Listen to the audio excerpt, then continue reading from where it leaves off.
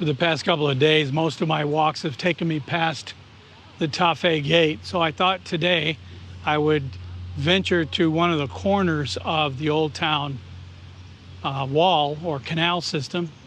And there's a public park up here. Now I knew it was here because I've been here before.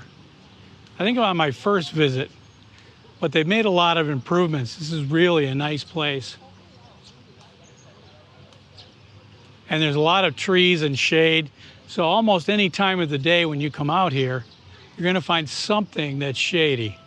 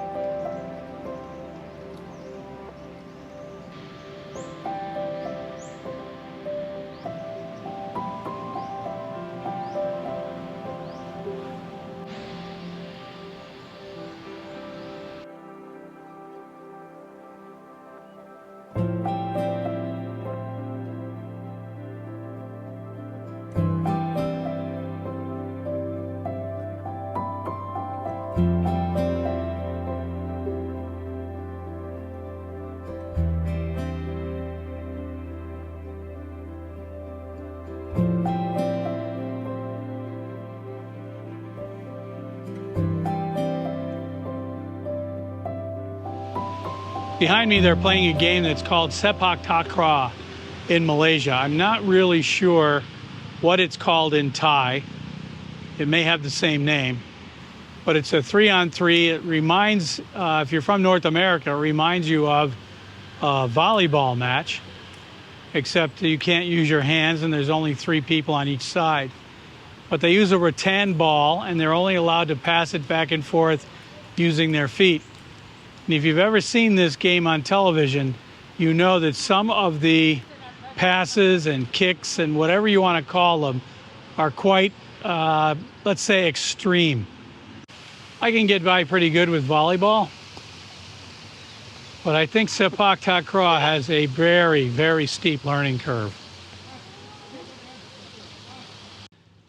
Well, I've got a nice quiet road to walk on, and it's 1 kilometer straight. It'll take me right, well, I don't know if it'll take me right to the gate, but it's going to get me pretty darn close.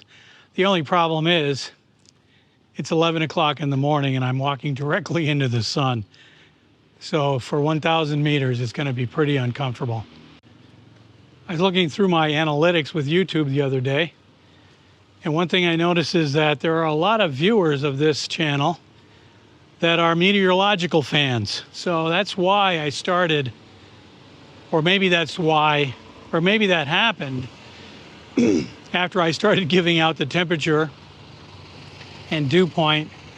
So suddenly I have a lot of weather aficionados tuning in. So just to demonstrate to those guys how uncomfortable this is, the dew point right now is 23 degrees, 82% humidity. I don't know what the temperature is, but it's hot.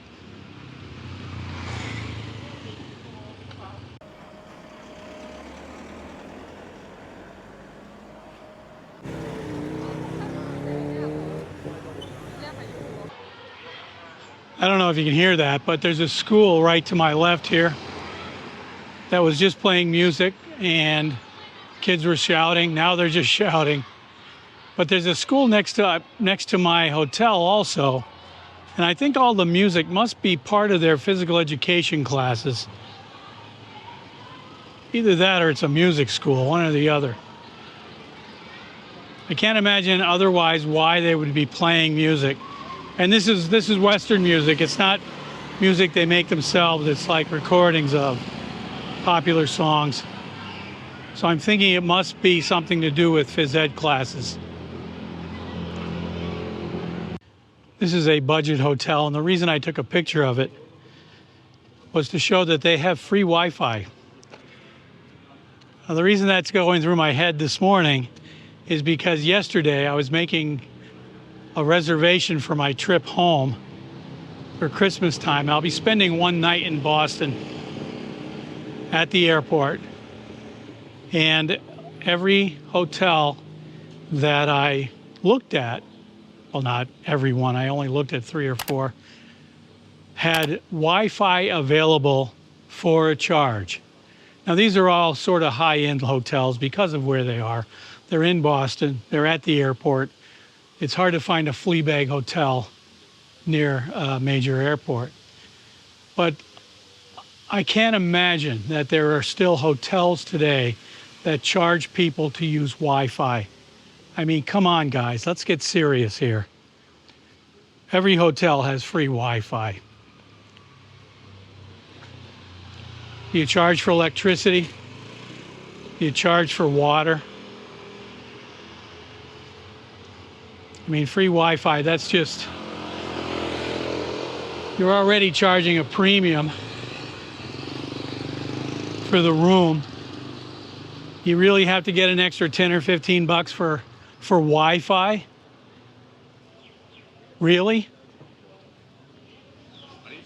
It's disappointing. It's really disappointing to see that you still run into stuff like that at hotels today.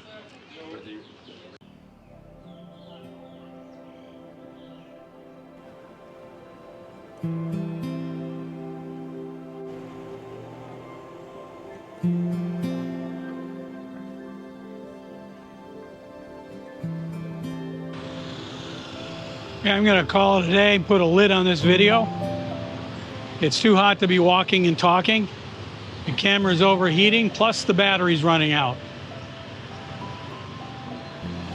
So thank you for watching. We'll catch you in the next one. Hey folks, thanks for watching. If you like this video, please subscribe by clicking my face over there on the left. That's it for today. I'll show myself out.